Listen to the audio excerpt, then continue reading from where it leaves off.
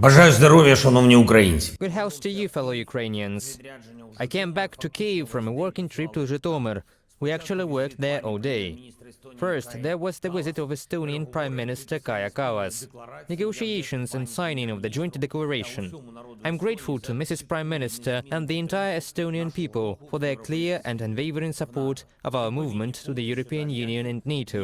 The relevant points on the alliance are included in the declaration. Most attention was paid to defense issues, and this is obvious. Estonia is among those whose assistance to our defense is the fastest and the largest if you look at the ratio of aid to the country's GDP. This applies to guns for our artillery, shells and weapons for our anti-aircraft gunners. Many aspects. We also discussed decisions on weapons and ammunition that are still being implemented by our partners in the European Union. This is the case when people's lives directly depend on the speed of delivery and the implementation of decisions already made. I'm grateful to Estonia for its willingness to assist in the relevant communication with our partners. Zhytomyr was not chosen as a venue for our talks by chance. It is in the Zhytomyr region that a reconstruction project has been implemented, which gives Estonia the lead. The lead in how quickly what has been agreed upon is implemented. In the city of Ovruch, Zhytomyr region, the reconstruction of a kindergarten is to be completed by June the 1st, with the help of Estonia. This project will be further expanded. There are other reconstruction projects as well, and I'm sure we will implement them all. It was a great pleasure to visit Zhytomyr Polytechnic and talk to the university students.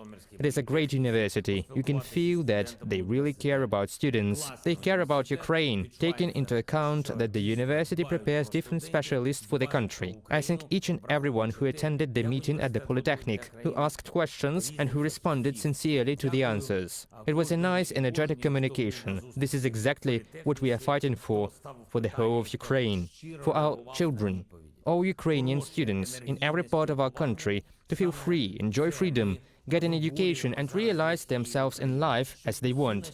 And this will happen. Ukraine will defend its freedom. I also held a special coordination meeting in Zhytomyr with all those responsible for the region. We discussed in detail the security, economic and social situation in the region. We have made decisions, in particular to restore the energy sector after the Russian strikes. We are already preparing our energy sector for the next winter. There are also decisions on education infrastructure. The Minister of Education and Science took part in the meeting today. Of course, we will help our regions, and Zhytomyr region in particular, with school buses. Special attention was paid to the border. There was a report by the head of the Zhytomyr Regional Military Administration and the head of the State Border Guard Service. We talked about the protection, arrangement of the border and the situation in general. I am grateful to everyone who ensures the strength of our state border.